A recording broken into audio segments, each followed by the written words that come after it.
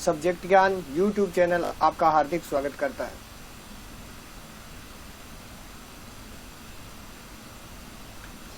Subject ज्ञान YouTube channel को like, share, comment कीजिए और सब्सक्राइब करके बेल आइकन को दबाइए।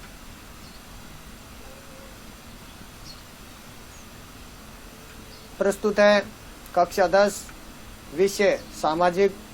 मैं बहुरलाल मीणा और मेरे साथ टेक्निकल टीम के रूप में कार्य कर रहे हैं श्रीमान श्रीराम जी जाखड़।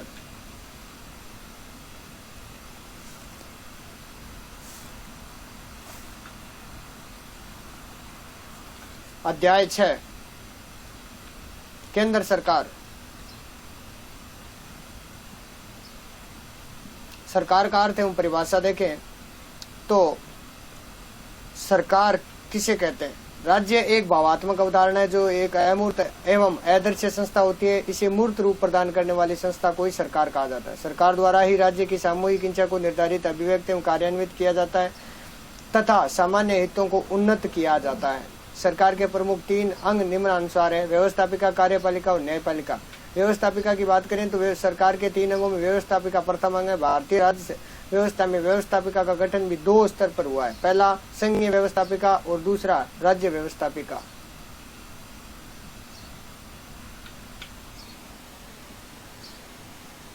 लोकसभा की रचना या संगठन।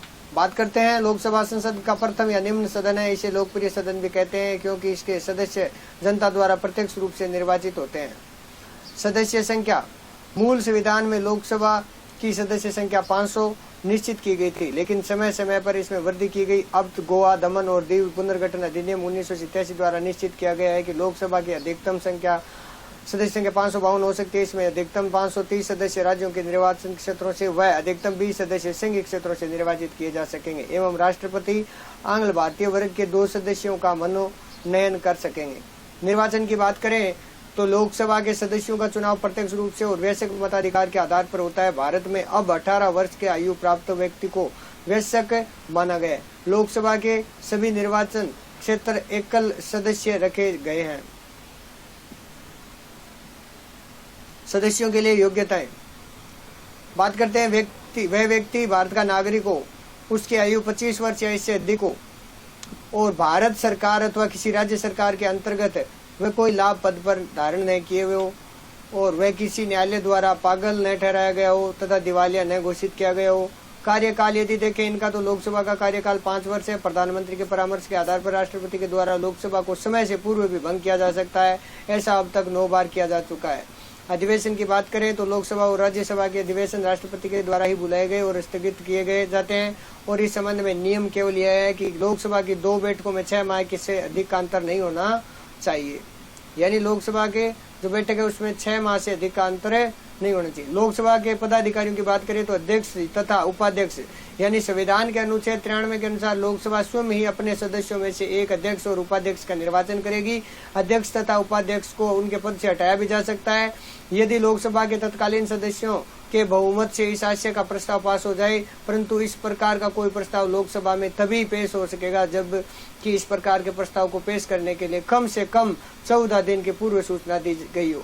संविधान के अनुसार अध्यक्ष और उपाध्यक्ष को संसद द्वारा निर्धारित वेतन तथा भत्ते प्राप्त होंगे। अध्यक्ष के कार्य और शक्तियां। भारतीय लोकसभा के अध्यक्ष को लगभग वही अधिकार प्राप्त है जो ब्रिटिश लोकसभा सदन के अध्यक्ष को होते हैं। बात करते हैं अध्यक्ष के द्वारा लोकसभा की सभी बैठकों की अध्यक्षता की जाती है और अध्यक्ष होने के नाते उसके द्वारा सदन में शांति व्यवस्था और अनुशासन बनाए रखने का कार्य किया जाता है। लोकसभा का समस्त कार्यक्रम और कार्यवाही अध्यक्ष के द्वारा ही निश्चित की जाती है। वह सदन के नेता के परामर्श से विभिन्न विषय के संबंध में वाद विवाद का समय निश्चित करता है। बात करते हैं वह सदन की कुछ समितियों का पदेन सभापति होता है। परवर समिति के सभापतियों को वही नियुक्ति करता है और इन समितियों के द्वारा उसके निर्देशन में कार्य किया जाता है। बात आती है अध्यक्ष ही निर्णय करता है कि कोई विधेयक या विधान विधेयक अथवा है या नहीं, इसका निर्णय भी यही करता है।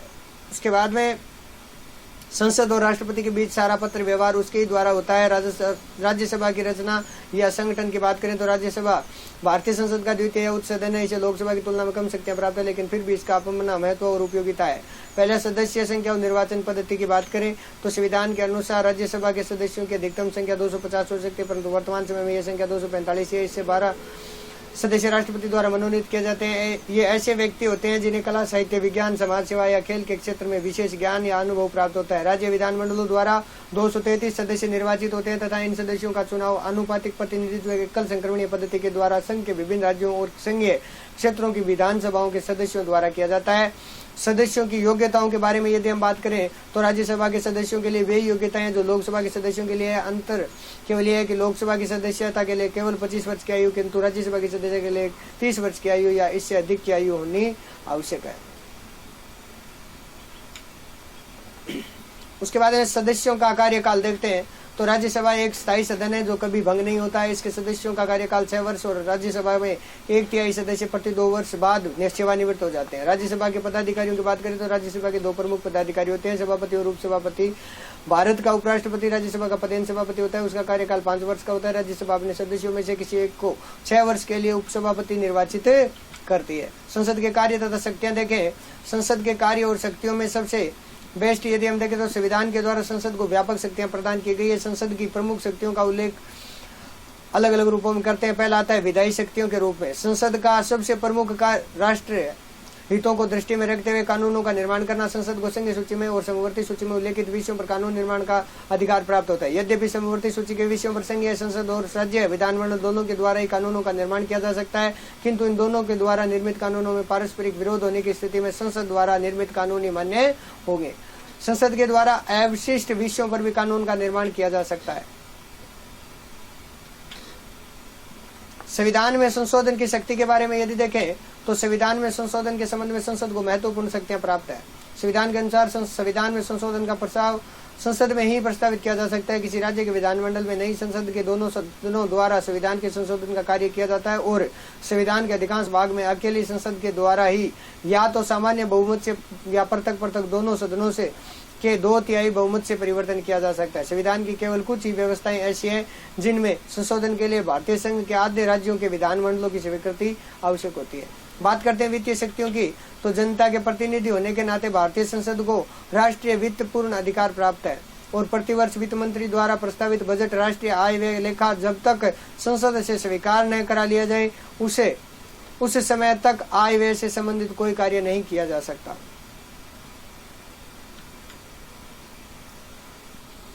उसके बाद हम बात करते हैं प्रशासनिक शक्तियों की तो भारतीय संविधान के द्वारा संसदात्मक व्यवस्था की स्थापना की गई। अतः संविधान के अनुसार संघीय कार्यपालिका अर्थात मंत्रिमंडल संसद व्यवहार में लोकसभा के प्रति उत्तरदायी होता है। मंत्रिमंडल केवल उसी समय तक अपने पद पर रहता है जब तक कि उसे इस लोकसभा का विश्वास प्राप्त हो।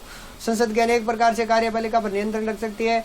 निर्वाचन संबंधी शक्तियों के बारे में बात करें तो अनुच्छेद 54 के द्वारा संसद को कुछ निर्वाचन शक्तियां प्रदान की गई है। संसद के दोनों सदनों के निर्वाचन सदस्य राष्ट्रपति के निर्वाचन के लिए गठित निर्वाचन मंडल में के अंग है। अनुच्छेद 66 के अनुसार संसद के दोनों सदनों के निर्वाचित सदस्य उपराष्ट्रपति का निर्वाचन करते हैं।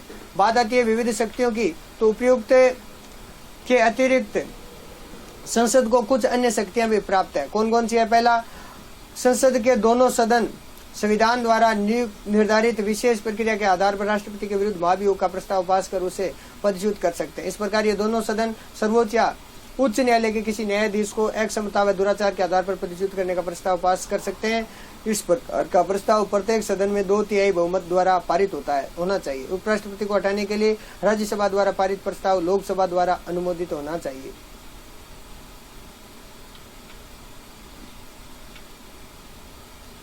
राष्ट्रपति द्वारा घोषित संकटकालीन घोषणा की प्रभाविकता के लिए घोषणा के 1 महीने के अंदर संसद के दोनों सदनों से अनुमोदन आवश्यक है। राष्ट्रपति शासन एक बार में 6 माह के लिए लागू होता है तथा इसके बाद भी यदि इसे बढ़ाने की आवश्यकता है तो यह 6 माह तक और बढ़ाया जा सकता है, पर उनके लिए संसद के दोनों सदनों की स्वीकृति आवश्यक होगी। लोकसभा की शक्तियों अथवा अधिकार और कार्य। बात करते हैं विधायी शक्तियों की तो संविधान के अनुसार भारतीय संसद संघीय सूची, समवर्ती सूची, अपशिष्ट विषय और कुछ परिस्थितियों में राज्य सूची के विषयों पर कानून निर्माण कर सकती है। संविधान के द्वारा साधारण वित्तीय विधेयकों और संविधान संशोधन विधेयकों के संबंध में कहा गया है कि इस प्रकार के विधेयक लोकसभा या राज्यसभा दोनों में से किसी भी सदन में प्रस्तावित किए जा सकते हैं और दोनों सदनों में पारित होने पर राष्ट्रपति के पास हस्ताक्षर के लिए भेज दिए जाते हैं।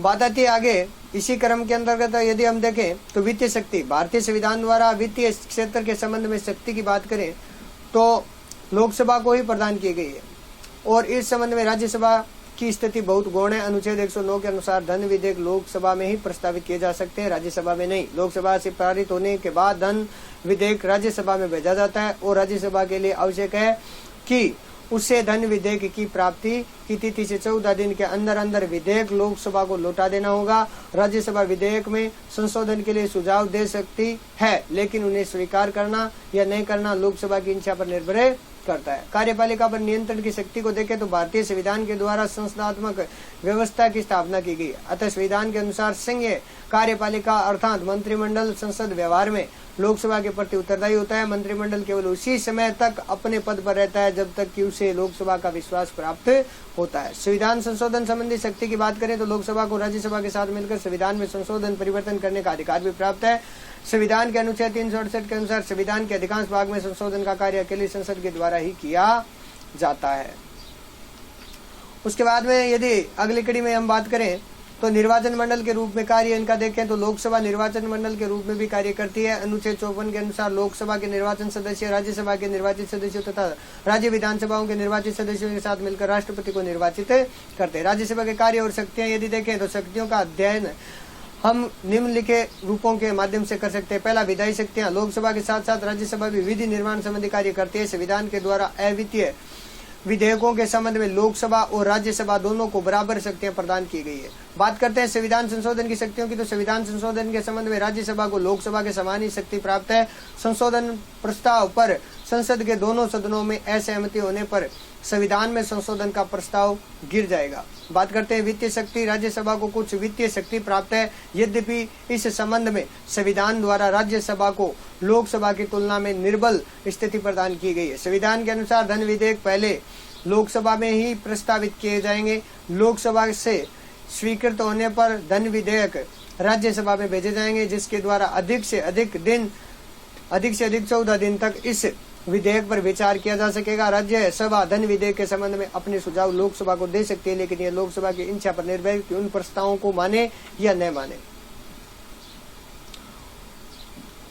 उसके बाद में यदि हम देखें तो कार्यपालिका संबंधी शक्ति संसदात्मक शासन व्यवस्था में मंत्रिपरिषद संसद के लोकप्रिय सदन के प्रति उत्तरदायी होती है। भारत में भी मंत्रिपरिषद लोकसभा के प्रति सामूहिक रूप से उत्तरदायी, राज्यसभा के प्रति नहीं।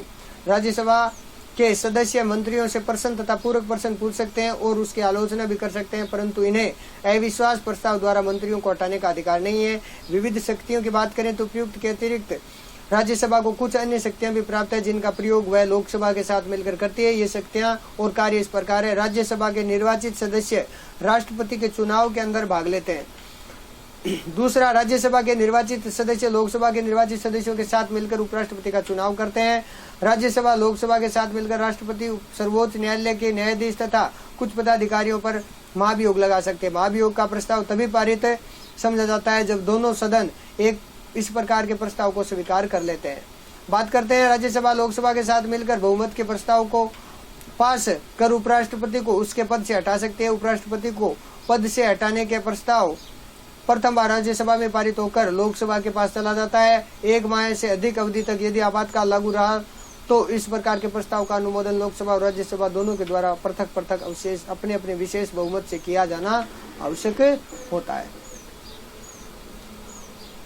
उसके बाद में यदि बात करें विशेष अधिकारों की तो राज्यसभा को 2 ऐसे अन्य अधिकार भी प्राप्त है जो लोकसभा को प्राप्त नहीं है और जिनका प्रयोग अकेले राज्यसभा ही करते हैं। इस प्रकार की शक्तियों का संबंध देश के संघीय ढांचे से और राज्यसभा को राज्य का एकमात्र प्रतिनिधि होने के नाते अग्र प्रकार की शक्तियां प्राप्त है। पहला, अनुच्छेद 249 के अनुसार राज्यसभा उपस्थित और मतदान में भाग लेने वाले सदस्यों को 2/3 बहुमत के से राज्य सूची के किसी विषय को राष्ट्रीय महत्व का विषय घोषित कर सकते हैं। इसके द्वारा उस राज्य सूची के विषय पर कानून बनाने का अधिकार संसद को मिल जाता है। दूसरा, संविधान के अनुच्छेद 312 के अनुसार राज्यसभा ही अपने 2/3 बहुमत से प्रस्ताव पास कर नई अखिल भारतीय सेवाएं स्थापित करने का अधिकार केंद्र सरकार को दे सकती है। कार्यपालिका सरकार का दूसरा अंग कार्यपालिका है। बात करते हैं राष्ट्रपति। भारतीय संविधान के अनुच्छेद 52 में यह प्रबंध है कि भारत का एक राष्ट्रपति होगा। अनुच्छेद 53 के अनुसार संघ की कार्यपालिका शक्ति राष्ट्रपति में निहित होगी तथा वह इसका प्रयोग संविधान के अनुसार स्वयं अथवा अधीनस्थ पदाधिकारियों द्वारा करेगा। इस प्रकार संघीय कार्यपालिका में राष्ट्रपति, उपराष्ट्रपति, प्रधानमंत्री, मंत्रिपरिषद व भारत का महान्यायवादी होंगे। राष्ट्रपति कार्यपालिका का औपचारिक प्रधान होगा और प्रधानमंत्री सहित मंत्रिपरिषद कार्यपालिका का वास्तविक प्रधान। भारतीय संघ की कार्यपालिका के प्रधान को राष्ट्रपति कहा गया है। भारत में ब्रिटेन जैसी संस्थात्मक व्यवस्था को अपनाया गया है, जिसके अंतर्गत कार्यपालिका का एक वैधानिक प्रधान होता है और दूसरा वास्तविक प्रधान। राष्ट्रपति भारतीय संघ की कार्यपालिका का वैधानिक प्रधान है और भारतीय संघ में उसकी स्थिति ब्रिटिश सम्राट जैसी होती है। बात करते हैं आगे, तो अगला पॉइंट आता आपका राष्ट्रपति पद की योग्यताएं क्या होती है। देखो, संविधान में राष्ट्रपति के पद पर निर्वाचित होने वाले व्यक्ति के निम्नलिखित योग्यताएं निश्चित की गई है। पहली है वह भारत का नागरिक हो, दूसरा वह 35 वर्ष की आयु पूरी कर चुका हो, तीसरा वह लोकसभा का सदस्य निर्वाचित होने की योग्यता रखता हो। इसके अतिरिक्त ऐसा कोई भी व्यक्ति जो भारत पर सरकार, राज्य सरकार या किसी स्थानीय सरकार के अंतर्गत पदाधिकारी हो या लाभ का पद धारण किए हो, राष्ट्रपति पद का उम्मीदवार नहीं हो सकता। बात करती है राष्ट्रपति भारतीय संसद अथवा राज्यों के विधानमंडल के किसी सदन का सदस्य नहीं होगा। राष्ट्रपति का निर्वाचन जो होता है, राष्ट्रपति के चुनाव के लिए अप्रत्यक्ष निर्वाचन की पद्धति को अपनाया गया है और यह चुनाव एकल संक्रमणीय मत पद्धति के द्वारा होता है। यह पद्धति इस प्रकार है, अप्रत्यक्ष निर्वाचन यानी राष्ट्रपति का चुनाव अप्रत्यक्ष रूप से ऐसे निर्वाचन मंडल द्वारा किया जाएगा जिसमें संसद के दोनों सदनों के निर्वाचित सदस्य और राज्य विधानसभा तथा 17वें संवैधानिक संशोधन के अनुसार संघीय क्षेत्रों की विधानसभाओं के निर्वाचित सदस्य इसके अंतर्गत शामिल होते हैं। उसके बाद में एकल संक्रमणीय मत पद्धति होती है। संसद तथा राज्यों और संघीय क्षेत्र की विधानसभाओं के निर्वाचन सदस्यों द्वारा राष्ट्रपति का चुनाव एक विशेष मत पद्धति के अनुसार होगा, जिसे एकल संक्रमणीय मत पद्धति कहा जाता है। इस चुनाव में मतदान गुप्त मतपत्र द्वारा होता है और चुनाव में सफलता प्राप्त करने के लिए उम्मीदवार के लिए न्यूनतम कोटा प्राप्त करना आवश्यक होता है। न्यूनतम कोटा निर्धारित करने के लिए निम्नलिखित सूत्र अपनाया गया है। न्यूनतम कोटा दिए गए वैध मतों की संख्या प्लस 1000 निर्वाचित होने वाले प्रतिनिधियों की संख्या। पदच्युति की पद्धति महाभियोग यदि देखें तो भारत के राष्ट्रपति का कार्यकाल 5 वर्ष, किंतु भारतीय संविधान के अनुच्छेद 61 के अनुसार राष्ट्रपति द्वारा संविधान का उल्लंघन किए जाने पर संविधान में दी गई पद्धति के अनुसार उस पर महाभियोग लगाकर उसे पद से हटा सकते हैं। उस पर महाभियोग लगाने का अधिकार भारतीय संसद के प्रत्येक सदन को प्राप्त होता है। अभियोग चलाने की अनुमति के लिए अभियोग चलाने वाले सदन की समस्त संख्या के 1/4 सदस्यों के हस्ताक्षर होने आवश्यक है। सदन में प्रस्ताव पारित प्राप्त होने के 14 दिन बाद अभियोग लगाने वाले सदन में उस पर विचार किया जाएगा। यदि अभियोग का प्रस्ताव सदन की संख्या के 2/3 सदस्यों द्वारा स्वीकृत हो जाए तो उसके उपरांत प्रस्ताव द्वितीय सदन को भेज दिया जाता है। दूसरा सदन इस अभियोग की या तो स्वयं जांच करेगा या कार्य के लिए विशेष समिति नियुक्त करेगा। यदि इस सदन में राष्ट्रपति के विरुद्ध लगाए गए आरोप सिद्ध हो जाते हैं और दूसरा सदन भी अपने कुल सदस्यों के कम से कम 2/3 बहुमत से महाभियोग के प्रस्ताव को स्वीकार कर ले तो प्रस्ताव है वो स्वीकृत होने की तिथि से राष्ट्रपति पद से हटा हुआ समझा जाएगा।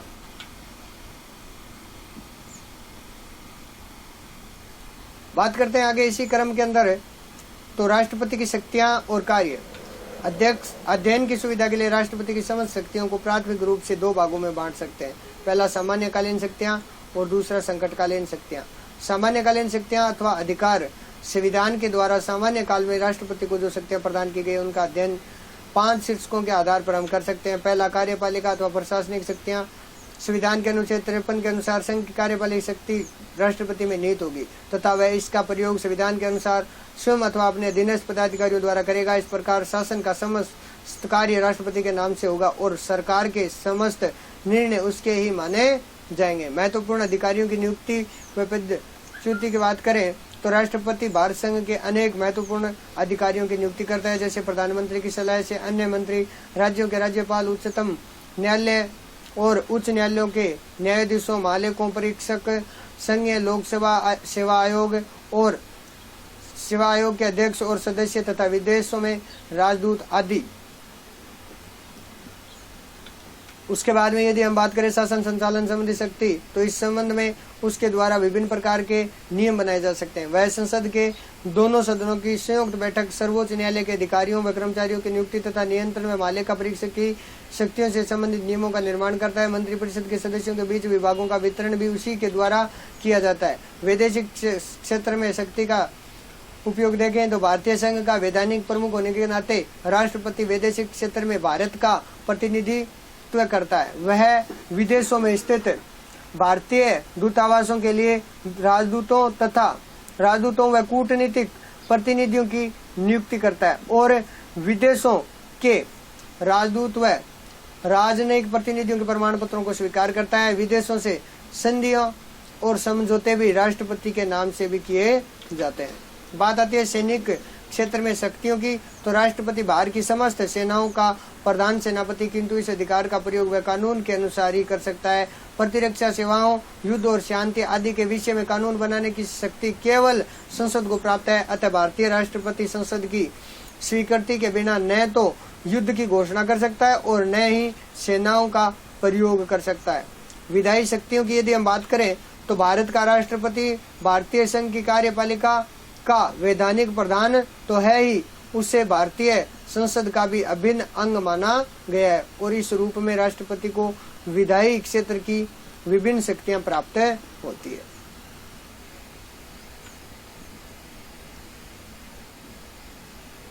बात आती है विधायी क्षेत्र का प्रशासन। राष्ट्रपति को विधायी क्षेत्र के प्रशासन से संबंधित अनेक शक्तियां प्राप्त है। वह संसद के अधिवेशन को बुलाता है और अधिवेशन समाप्ति की घोषणा करता है।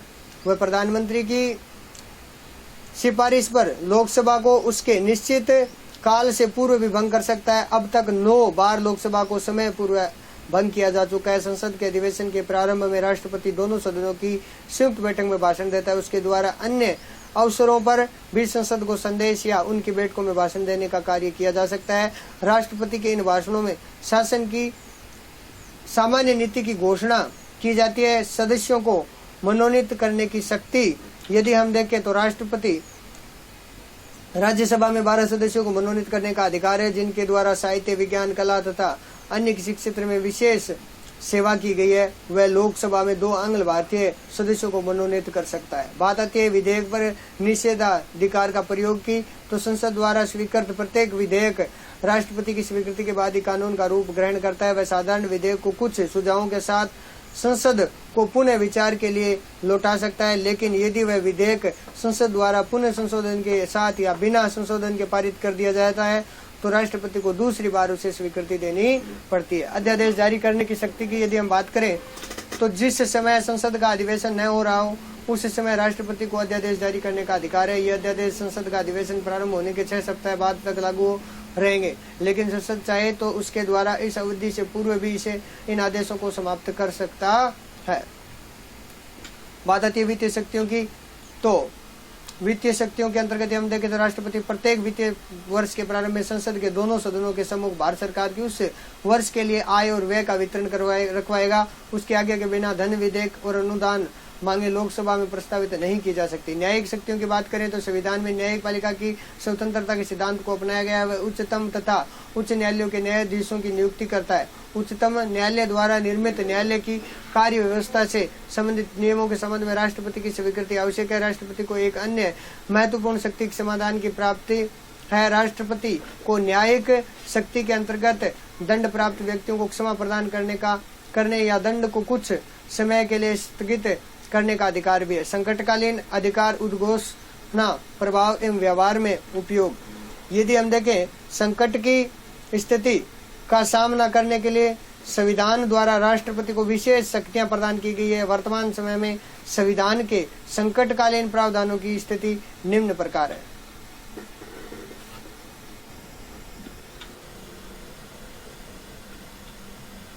उसके बाद में युद्ध, बाहरी आक्रमण या आंतरिक अशांति की स्थिति से संबंधित संकटकालीन व्यवस्था उद्घोषणा की विधि की बात करें तो मूल संविधान के अनुच्छेद 352 व्यवस्था थी कि यदि राष्ट्रपति को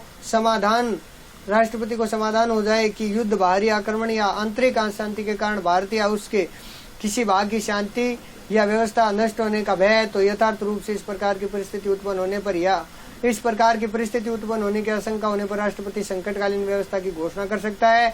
संसद की स्वीकृति के बिना भी यह घोषणा 2 माह तक लागू रहती है। संसद से स्वीकृति हो जाने पर शासन इसे जब तक लागू रखना चाहता है सकता है 44 रख सकता है। 44वें संविधान संशोधन के बाद वर्तमान समय में इस संबंध में व्यवस्था निम्न प्रकार है। प्रथम, अब इस प्रकार का आपातकाल युद्ध, भारी आक्रमण या सशस्त्र विद्रोह अथवा इस प्रकार की आशंका होने पर ही घोषित किया जा सकेगा। केवल आंतरिक अशांति के नाम पर आपातकालीन घोषित नहीं किया जा सकता। द्वितीय, राष्ट्रपति द्वारा अनुच्छेद 352 के अंतर्गत आपातकाल की घोषणा तभी की जा सकेगी जबकि मंत्रिमंडल लिखित रूप में राष्ट्रपति को ऐसा परामर्श दे।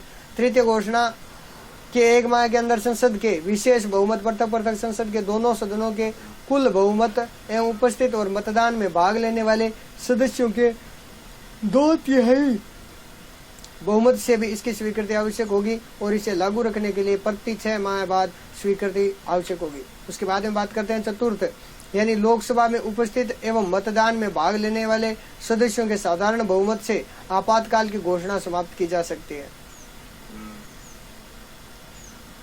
उसके बाद में अगला बिंदु आपका आता है राज्यों में संवैधानिक तंत्र के विफल होने से उत्पन्न संकटकालीन व्यवस्था उद्घोषणा की विधि। बात करते हैं अनुच्छेद 356 के अनुसार राष्ट्रपति को राज्यपाल के प्रतिवेदन पर या अन्य किसी प्रकार के समाधान हो जाए कि ऐसी परिस्थिति पैदा हो गई है कि राज्य का शासन संविधान के उपबंधों के अनुसार नहीं चलाया जा सकता, तो वह उस राज्य के लिए संकट काल की घोषणा कर सकता है। बात करते हैं संसद की स्वीकृति के बिना यह घोषणा 2 माह से अधिक की अवधि के लिए लागू नहीं रहेगी। संसद के द्वारा एक प्रस्ताव पास कर राज्य में 6 माह के लिए राष्ट्रपति शासन लागू किया जा सकता है। इस प्रकार प्रस्ताव संसद के दोनों सदनों द्वारा अलग अलग अपने साधारण बहुमत से पास किया जाना आवश्यक है। किसी भी परिस्थिति में 3 वर्ष के बाद राष्ट्रपति शासन लागू नहीं रखा जा सकेगा। उसके बाद में वित्तीय संकट घोषणा की विधि की बात करें तो अनुच्छेद 360 के अनुसार जब राष्ट्रपति को यह विश्वास हो जाए कि ऐसी परिस्थितियां उत्पन्न हो गई जिनसे भारत के वित्तीय स्थायित्व या साख को खतरा है, तो वह वित्तीय संकट की घोषणा कर सकता है। ऐसी घोषणा के लिए भी वही अवधि निर्धारित है जो प्रथम प्रकार के संकट की घोषणा के लिए है।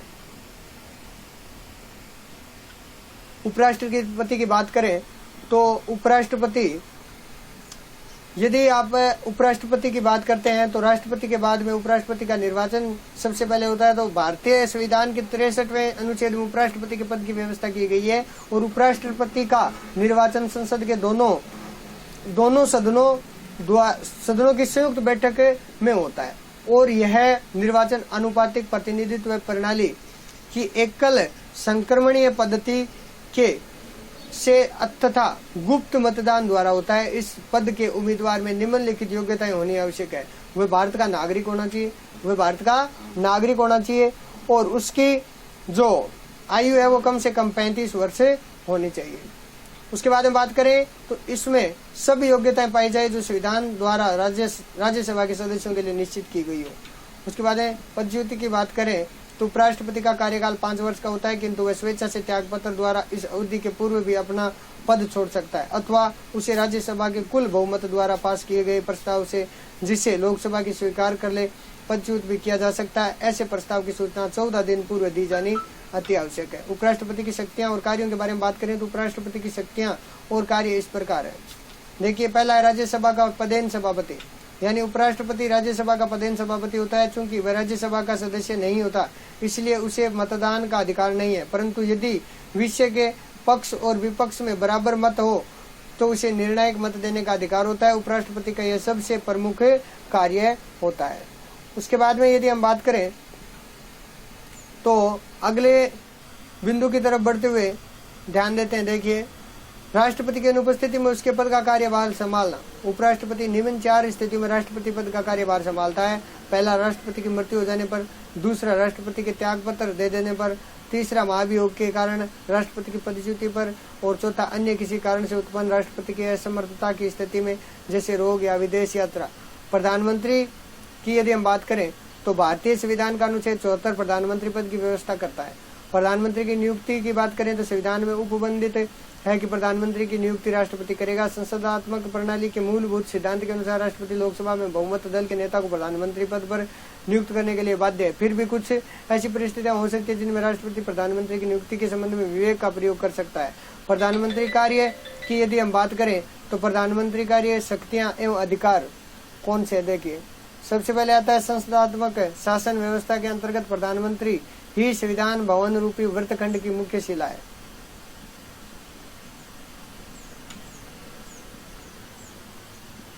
मंत्रिपरिषद का निर्माण बात करते हैं। अपना पद ग्रहण करने के बाद प्रधानमंत्री का सर्वप्रथम कार्य मंत्रिपरिषद का निर्माण करना होता है। प्रधानमंत्री ही निर्णय करता है कि वैधानिक सीमा के अंतर्गत रहते हुए मंत्रिपरिषद में कितने मंत्री और कितने कौन कौन मंत्री होंगे। मंत्रियों में विभागों का बंटवारा और परिवर्तन की बात करें तो मंत्रियों में विभागों का बंटवारा करते समय भी प्रधानमंत्री से विवेकानुसार कार्य करता है और प्रधानमंत्री द्वारा किए गए अंतिम विभाग वितरण पर साधारणतया कोई आपत्ति नहीं की जा सकती। मंत्रिपरिषद का कार्य संचालन यदि हम देखें तो प्रधानमंत्री मंत्रिमंडल की बैठकों का सभापतित्व और मंत्रिमंडल की समस्त कार्यवाही का संचालन करता है। मंत्रिपरिषद की बैठक में उन्हीं विषयों पर विचार किया जा सकता है जिन्हें प्रधानमंत्री कार्य सूची या एजेंडा में रख सकता है। बात करते हैं शासन के विभिन्न विभागों में समन्वय की तो प्रधानमंत्री शासन के समस्त विभागों में समन्वय स्थापित करता है जिससे कि समस्त शासन एक इकाई के रूप में कार्य कर सके। लोकसभा का नेता यदि बात करें प्रधानमंत्री संसद का मुख्यतया लोकसभा का नेता होता है और कानून निर्माण के समस्त कार्य में प्रधानमंत्री ही नेतृत्व प्रदान करता है। तो वार्षिक बजट सहित सभी सरकारी विधेयक उसके निर्देश अनुसार ही तैयार किए जाते हैं। राष्ट्रपति तथा मंत्रिमंडल के बीच संबंध स्थापितता की बात करें तो सार्वजनिक महत्व के मामलों पर राष्ट्र के प्रधान से केवल प्रधानमंत्री के माध्यम से ही संपर्क स्थापित किया जा सकता है। वही राष्ट्रपति को मंत्रिमंडल के निश्चयों से परिचित कराता है और वही राष्ट्रपति के परामर्श को मंत्रिमंडल तक पहुंचाता है।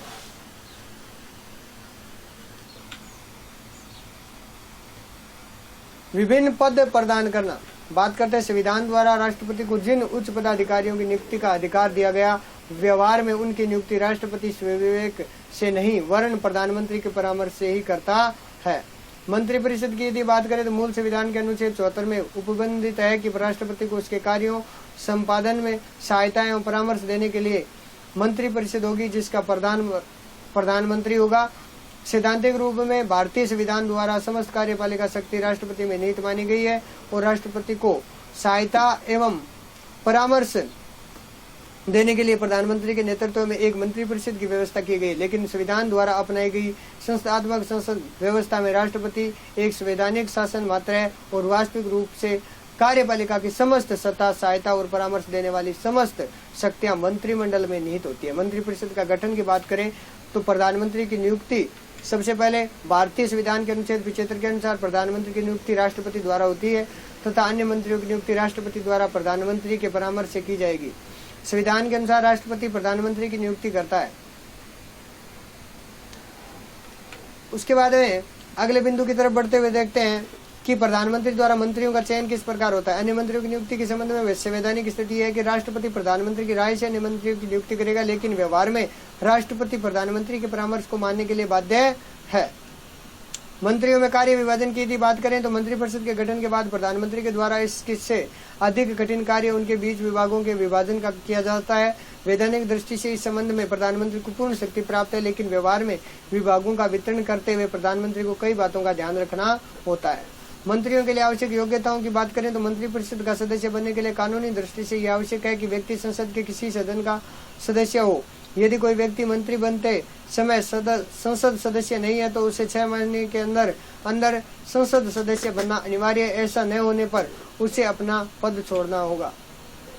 बात करते हैं मंत्रियों द्वारा शपथ ग्रहण करना तो पद ग्रहण करने से पूर्व प्रधानमंत्री सहित प्रत्येक मंत्री को राष्ट्रपति के सामने पद और गोपनीयता की 2 शपथ लेनी होती है।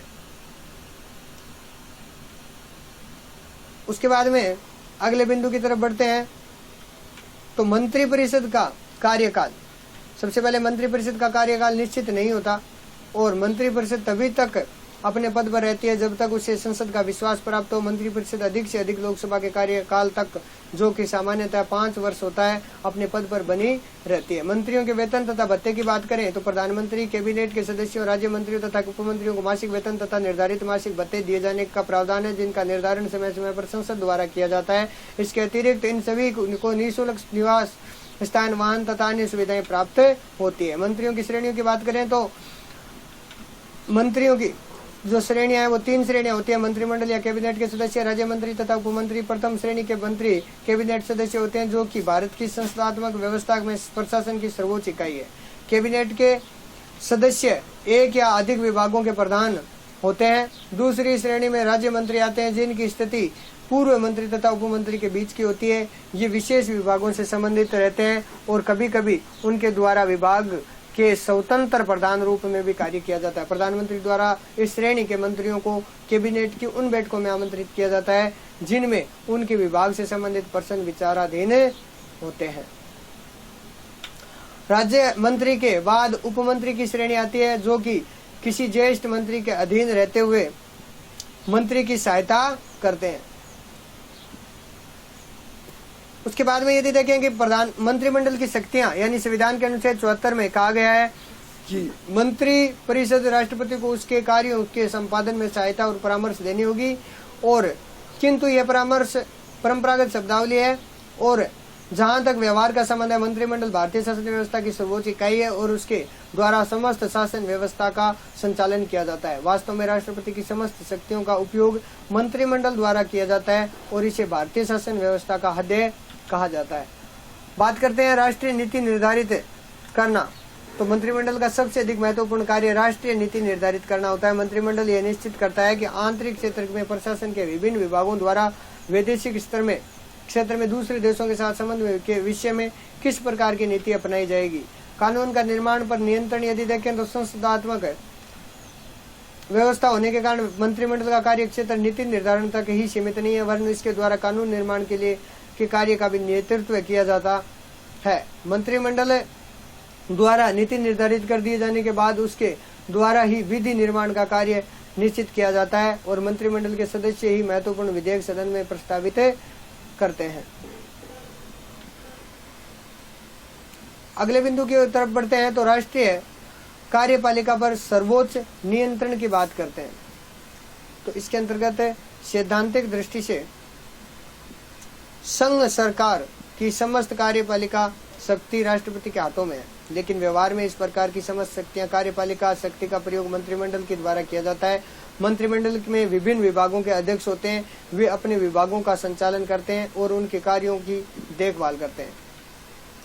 बात करते हैं वित्तीय कार्य की, तो देश की जो आर्थिक नीति निर्धारित करने का उत्तरदायित्व भी मंत्रिपरिषद का होता है और इस हेतु उनके द्वारा प्रत्येक वर्ष संसद के सम्मुख देश के संभावित आय व्यय का ब्यौरा है वो प्रस्तुत किया जाता है और बजट मंत्रिमंडल द्वारा निर्धारित नीति के आधार पर ही वित्त मंत्री द्वारा तैयार किया जाता है और वही उसे लोकसभा में प्रस्तुत भी कर सकता है।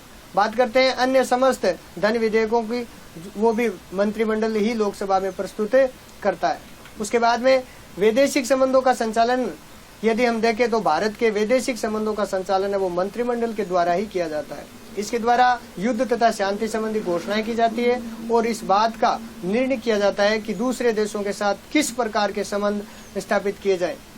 नियुक्ति संबंधी यदि हम कार्य देखें तो संविधान के द्वारा राष्ट्रपति को जिन पदाधिकारियों को नियुक्त करने की शक्ति प्रदान की गई है, व्यवहार में उन पदाधिकारियों की नियुक्ति मंत्रिमंडल के द्वारा ही की जाती है। भारत में कार्यपालिका की शक्तियों को नियंत्रित करने का कार्य विपक्ष के द्वारा किया जाता है।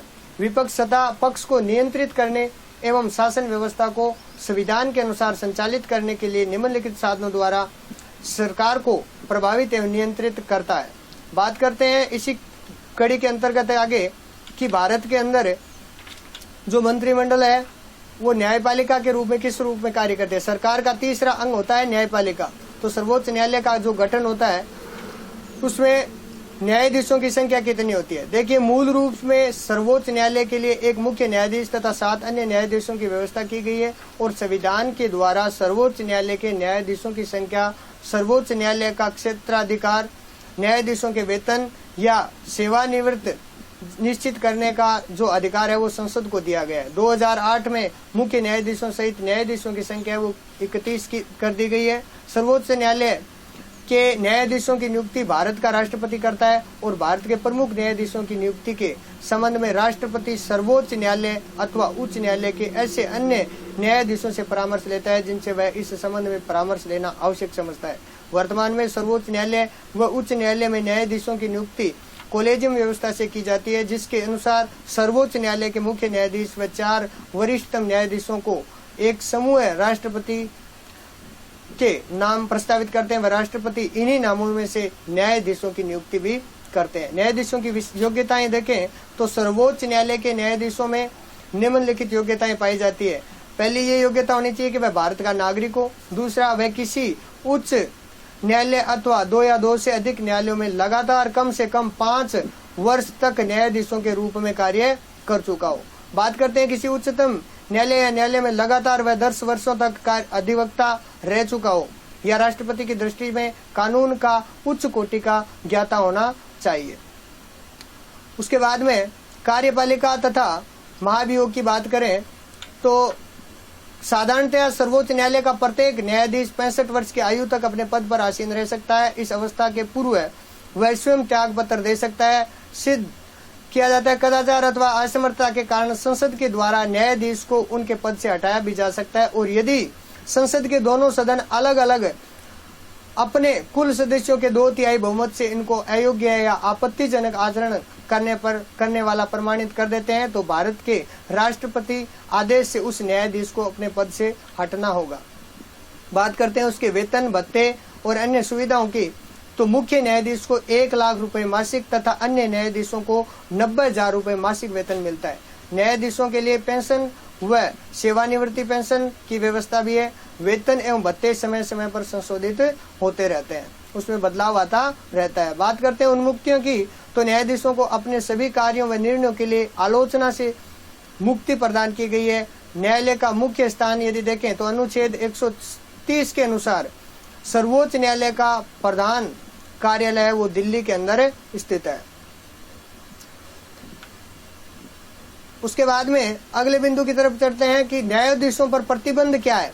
तो न्यायाधीशों में यह निश्चित किया गया है कि जो व्यक्ति भारत के सर्वोच्च न्यायालय में न्यायाधीश रह चुके हैं वे पद से निवृत्ति के बाद भारत में किसी न्यायालय या किसी भी अधिकारी के सामने वकालत नहीं कर सकता। सर्वोच्च न्यायालय का क्षेत्राधिकार या शक्तियां तथा कार्यों की बात करें तो भारतीय संविधान के द्वारा सर्वोच्च न्यायालय को बहुत अधिक व्यापक क्षेत्राधिकार प्रदान किया गया है और जिसका अध्ययन हम निम्न बिंदुओं के द्वारा करते हैं। पहला मैं बताता हूं आपको प्रारंभिक क्षेत्राधिकार। दूसरा, पहले प्रारंभिक क्षेत्राधिकार के अंतर्गत यदि हम बात करें तो सर्वोच्च न्यायालय के प्रारंभिक क्षेत्राधिकार को 2 वर्गों में बांटा जा सकता है।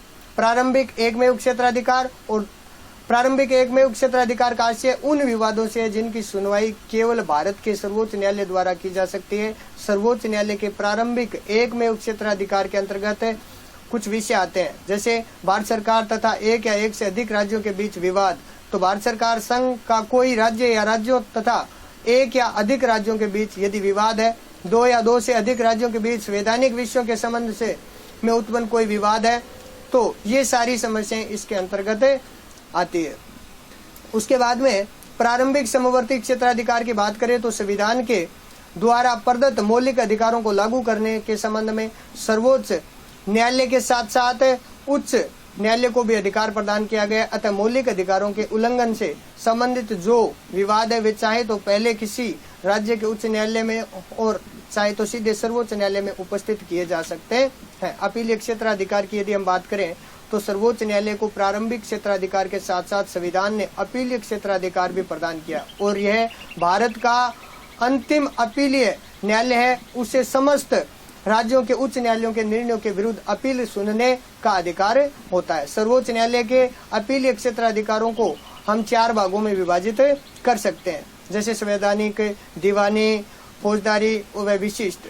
बात करते हैं संवैधानिक की तो संविधान के अनुच्छेद 132 के अनुसार यदि उच्च न्यायालय यह प्रमाणित कर दे कि विवाद में संविधान की व्याख्या से संबंधित कानून का कोई महत्वपूर्ण प्रश्न निहित है तो उच्च न्यायालय के निर्णय की अपील सर्वोच्च न्यायालय में की जा सकती है। दूसरा, दीवानी की बात करें तो इस संबंध में मूल संविधान के अंतर्गत यह व्यवस्था थी कि उच्च न्यायालय के सर्वोच्च न्यायालय में केवल ऐसे ही दीवानी विवादों की अपील की जा सकती है जिसमें विवादग्रस्त राशि 20,000 रुपए से अधिक हो।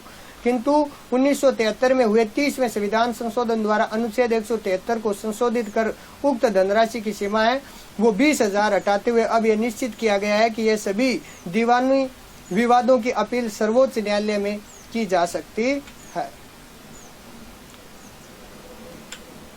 उसके बाद में अगले कदम की तरफ पॉइंट की तरफ बढ़ते हैं। फौजदारी, यानी फौजदारी के क्षेत्र में उन विवादों में उच्च न्यायालयों के निर्णय के विरुद्ध सर्वोच्च न्यायालय में अपील की जा सकती है जिनमें उच्च न्यायालय के नीचे के न्यायालय के ऐसे किसी निर्णय को रद्द करके अभिव्यक्त को मृत्यु दंड दे दिया हो, जिसमें नीचे के न्यायालय ने अभियुक्त को अपराध मुक्त दिया था, या फिर उच्च न्यायालय ने नीचे के न्यायालय में चल रहे किसी विवाद को अपने यहाँ लेकर अभियुक्त को मृत्यु दंड दे दिया हो। बात करते हैं उच्च न्यायालय यह प्रमाणित कर दे कि मामला सर्वोच्च न्यायालय में अपील के योग्य है। बात करते हैं विशिष्ट की, तो कुछ ऐसे मामले हो सकते हैं जो उपयुक्त श्रेणी में नहीं आते लेकिन जिनमें सर्वोच्च न्यायालय का हस्तक्षेप आवश्यक हो सकता है। अतः अनुच्छेद 135 के अनुसार सर्वोच्च न्यायालय को अधिकार दिया गया है कि सैनिक न्यायालय को छोड़कर वह भारत के अन्य किसी न्यायालय अथवा न्यायमंडल के निर्णय के विरुद्ध सर्वोच्च न्यायालय में अपील करने की अनुमति प्रदान कर सकता है। अपील के लिए विशेष आज्ञा देने का अधिकार भी है। संविधान के अनुच्छेद 136 के अनुसार सर्वोच्च न्यायालय को स्वयं भी यह अधिकार प्राप्त है कि वह सैनिक न्यायालय को छोड़कर भारत राज्य के क्षेत्र किसी भी न्यायालय या न्यायाधिकरण के निर्णय के विरुद्ध अपने यहाँ अपील की अनुमति दे सकता है। उसकी इस शक्ति पर कोई संवैधानिक प्रतिबंध नहीं है। इसी कड़ी में आगे देखते हैं कि परामर्श संबंधी क्षेत्राधिकार, संविधान के सर्वोच्च न्यायालय को परामर्श संबंधी क्षेत्राधिकार भी प्रदान किया गया। अनुच्छेद 143 के अनुसार यदि किसी समय राष्ट्रपति को प्रतीत हो कि विधि या तथ्य का कोई ऐसा प्रश्न पैदा हुआ है जो सार्वजनिक महत्व का है तो वह उस प्रश्न का सर्वोच्च न्यायालय का परामर्श मांग सकता है। न्यायालय के परामर्श को स्वीकार या अस्वीकार करना राष्ट्रपति के विवेक पर निर्भर होगा। बात करते हैं अभिलेख न्यायालय की, तो अभिलेख न्यायालय के अंतर्गत यदि देखें तो अनुच्छेद 129 सर्वोच्च न्यायालय को अभिलेख न्यायालय का स्थान प्रदान करता है। अभिलेख न्यायालय के दो आशय हैं। प्रथम, इस न्यायालय के निर्णय सब जगह साक्ष्य के रूप में स्वीकार किए जाएंगे और इन्हें किसी भी न्यायालय में प्रस्तुत किए जाने पर उसकी प्रामाणिकता के विषय में प्रश्न नहीं उठाया जाएगा। द्वितीय, इस न्यायालय के द्वारा न्यायालय अवमानना के लिए किसी भी प्रकार का दंड दिया जा सकता है। बात करते हैं मौलिक अधिकारों का रक्षक, तो भारत का सर्वोच्च न्यायालय नागरिकों के मौलिक अधिकारों का रक्षक है। न्यायालय मौलिक अधिकारों को लागू करने के लिए बंदी, प्रत्यक्षीकरण, परामर्श, परमादेश, प्रतिषेध अधिकार, परीक्षा और उत्प्रेषण के लेख जारी कर सकता है। उसके बाद में अगले बिंदु की तरफ बढ़ते हैं तो आता है संविधान का संरक्षण, न्यायिक पुनरावलोकन की शक्ति। तो संविधान के द्वारा सर्वोच्च न्यायालय को संविधान के संरक्षण का कार्य भी प्रदान किया गया है, जिसका अर्थ है कि सर्वोच्च न्यायालय को भी प्रदान अर्थ है कि कानून को वैधानिक की जांच करने की शक्ति प्राप्त है। अनुच्छेद 131 और अनुच्छेद 132 सर्वोच्च न्यायालय को संघ तथा राज्य सरकारी द्वारा निर्मित विधियों के पुनरावलोकन का अधिकार देता है। यदि संघीय संसद या राज्य विधानमंडल संविधान का अतिक्रमण करते हैं या मौलिक अधिकारों के विरुद्ध विधि का निर्माण करते हैं तो संघीय संसद या राज्य विधान मंडल द्वारा निर्मित ऐसी विधि को सर्वोच्च न्यायालय या अवैधानिक घोषित कर सकता है। सर्वोच्च न्यायालय की इस शक्ति को न्यायिक पुनरावलोकन की शक्ति भी कहा जा सकता है। महत्वपूर्ण बिंदुओं की बात करें, इस पाठ का सार पुनः देखते हैं कि भारतीय संविधान में संघीय व्यवस्थापिका को संसद का नाम दिया गया है। संसद में 3 अंग होते हैं, राष्ट्रपति जो कार्यपालिका का प्रधान है और इसकी कानून निर्माण के क्षेत्र में भी भूमिका होती है। लोकसभा जो प्रथम या निम्न सदन का लोकप्रिय सदन है। उसके बाद में अगले बिंदु की तरफ बढ़ते हैं, राज्यसभा जो द्वितीय अर्थात उच्च सदनीय वरिष्ठ सदन है। वरिष्ठ सदन है जो लोकसभा की अधिकतम सदस्य संख्या 552 हो सकती है। संविधान लागू किए जाने के समय से ही अनुसूचित जातियों और जनजातियों के लिए लोकसभा और विधानसभाओं में स्थानों के आरक्षण की व्यवस्था चली आ रही है। बात करते हैं लोकसभा का कार्यकाल 5 वर्ष है। प्रधानमंत्री के परामर्श के आधार पर समय से पूर्व भी इसे भंग किया जा सकता है। लोकसभा के 2 पदाधिकारी अध्यक्ष और उपाध्यक्ष जिनका चुनाव लोकसभा स्वयं ही कर सकती है। राज्यसभा की बात करें तो राज्यसभा के सदस्यों की अधिकतम संख्या 250 हो सकती है। इसमें से 12 सदस्य राष्ट्रपति द्वारा मनोनीत किए जाते हैं। कार्यकाल की बात करें तो राज्यसभा एक स्थायी सदन है जो कभी भंग नहीं होता। इसके सदस्यों का कार्यकाल 6 वर्ष है। राज्यसभा के 1/3 सदस्य प्रति 2 वर्ष सेवानिवृत्त हो जाते हैं। राज्यसभा के 2 प्रमुख पदाधिकारी होते हैं, सभापति और उपसभापति। राष्ट्रपति का राज्यसभा का पदेन सभापति होता है। संसद के कार्य और शक्तियां, विधायी शक्ति, संविधान में संशोधन की शक्ति, वित्तीय शक्तियां, प्रशासनिक शक्तियां, निर्वाचन संबंधी शक्तियां और विविध शक्तियां। बात करते हैं संघीय कार्यपालिका के अंतर्गत राष्ट्रपति, उपराष्ट्रपति, प्रधानमंत्री और मंत्रिपरिषद और भारत का महान्यायवादी आते हैं। राष्ट्रपति भारतीय संघ की कार्यपालिका का संवैधानिक प्रधान होता है। राष्ट्रपति का चुनाव अप्रत्यक्ष रूप से और अनुपातिक प्रतिनिधित्व की एकल संक्रमणीय मत पद्धति के आधार पर होता है। भारत के राष्ट्रपति का कार्यकाल 5 वर्ष का है।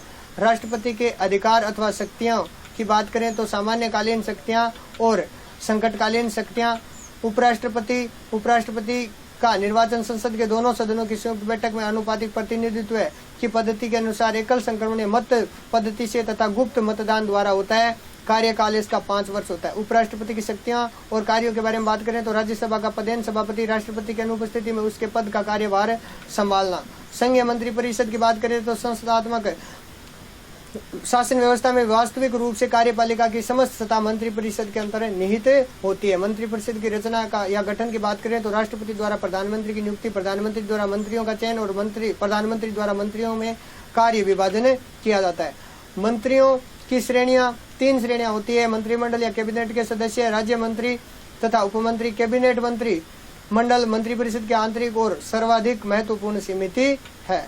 मंत्रिमंडल की शक्तियां और कार्य सभी महत्वपूर्ण विषयों पर राष्ट्रीय नीति का निर्धारण, समन्वयकारी कार्य, वित्तीय कार्य, विदेशी संबंधों का संचालन, नियुक्ति संबंधी कार्य एवं अन्य कार्य इसके अंतर्गत सम्मिलित किए जाते हैं। प्रधानमंत्री की नियुक्ति राष्ट्रपति द्वारा की जाती है। सर्वोच्च न्यायालय की आवश्यकता और महत्व है। यदि देखें तो संविधान का रक्षक, संघात्मक व्यवस्था का रक्षक, मौलिक अधिकारों का रक्षक होता है।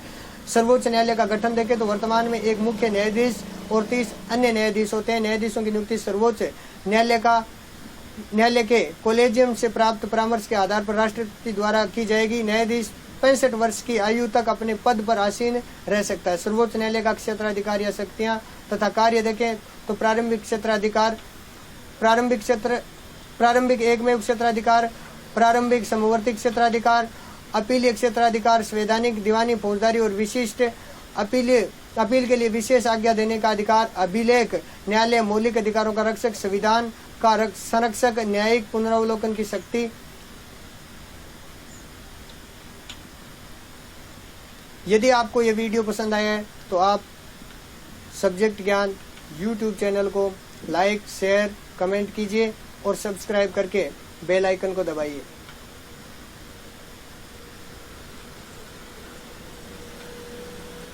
आपने अपना अमूल्य समय दिया, इसके लिए आपका बहुत बहुत धन्यवाद। खुश रहिए, स्वस्थ रहिए, सुरक्षित रहिए। आगे फिर कभी किसी